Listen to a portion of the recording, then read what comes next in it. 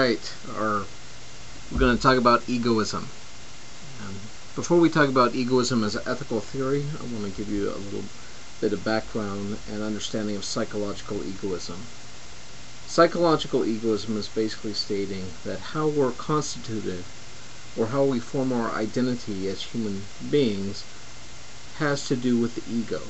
When you look at human development, and when little kids begin to have a sense and understanding that they are independent, autonomous beings, and they start to say words like me, or mine, or I, or no, indicating that they realize they have choices and they are different. And we see that as a progression. And even if you look at like Maslow's hierarchy of needs, you start at the bottom rung or the base of the pyramid, and you have self-preservation. And that goes all the way to the top and the peak, which is self-actualization. But whether it's the bottom or the top, it's all about self and how you are moving and growing and developing. You are the center of your universe. Have you ever been out at a lake or the ocean on a moonlit night, and you look out across the water, and you could be standing on a pier or a shore, and there could be 100 people standing near you, but if you look at the water, you'll see the light dancing across the water, and it will shimmer right to your very eye.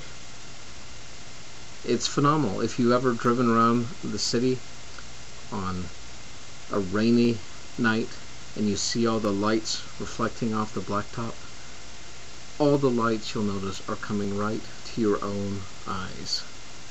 And this idea of how we see the world, how everything is from our perspective or our point of view, is part of this idea of psychological egoism. It's how we interact as human beings. Well, this leads to the theory of ethical egoism. And ethical egoism is basically saying, what's good for me is good, what's bad for me is bad.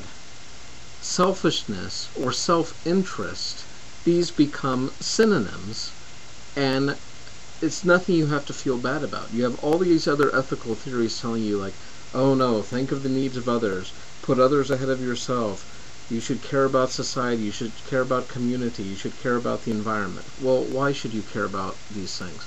Because it's good for you to do so. That's why you should care about those things.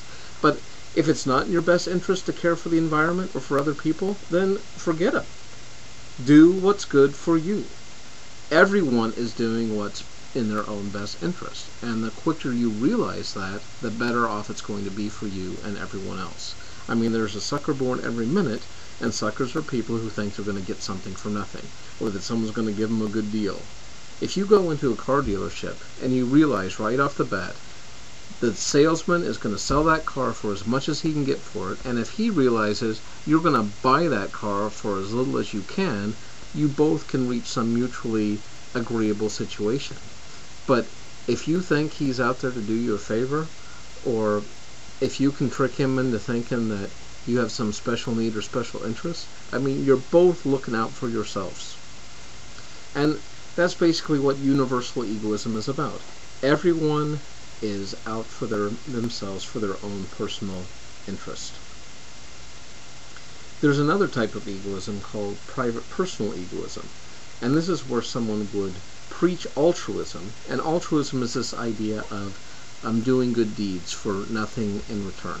You're just doing good for goodness sake. You're doing right actions because it's right. You're helping others just because it seems to be the right thing to do.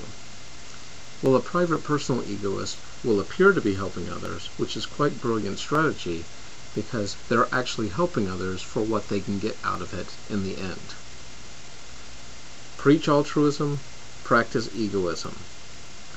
Usually, however, when private personal egoists are found out, they lose all the people they've been manipulating, whether it's their spouse, their roommate, their children, their business partners, whoever that may be, because people do not like being taken advantage of.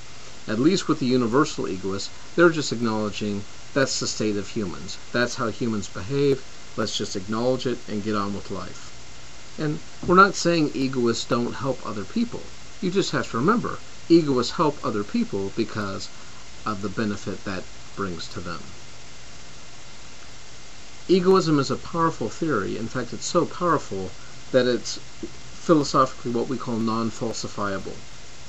And what I mean by that is you cannot give one example where an egoist can't show you how it had something to do with self-interest.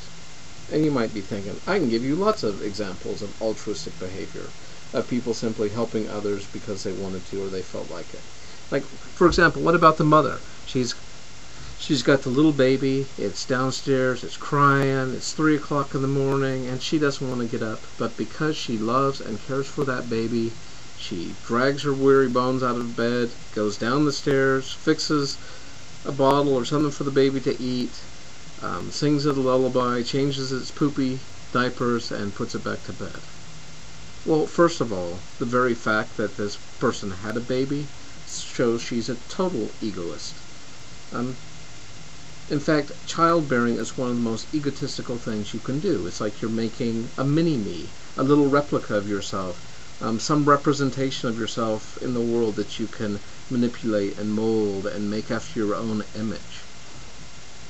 Secondly, she probably just went downstairs because she wanted to get back to sleep, and she knew if she didn't take care of the needs of the baby, she wasn't going to get any sleep. So you can hardly call that an altruistic act.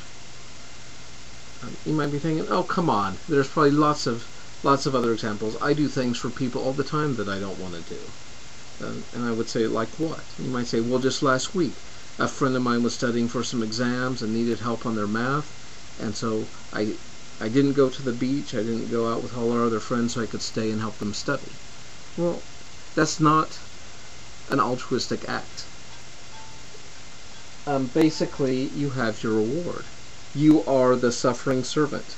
You are the one who didn't do their own will so you could stay and help your poor roommate.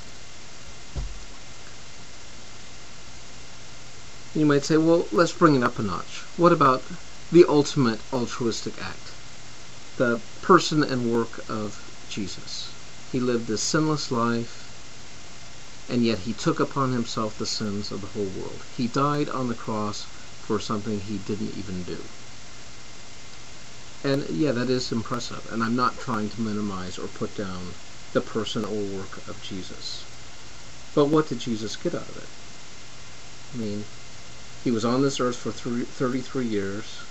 The last 3 years of his life, people mocked him, and the last week of his life, he had a lot of conflict, and the last couple days of his life were brutal. He was beaten and mocked and scourged and ultimately sacrificed or crucified on the cross. And I don't know what it means to bear the sins of the world. I'm sure that's a lot of pain and suffering.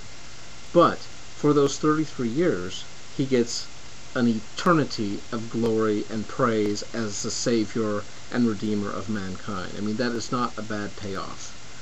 33 years of suffering for eternity of praise and glory. And I'm going to have to start another video. I thought I could finish this in a 10-minute segment, but the next part I'm going to talk about how God is the ultimate egoist. And I know that sounds really blasphemous, but I'm sorry, but I'm going to talk about how God is the ultimate egoist, and then we'll do a critique of egoism, some of its strengths and weaknesses. So tune in for part 2 of egoism.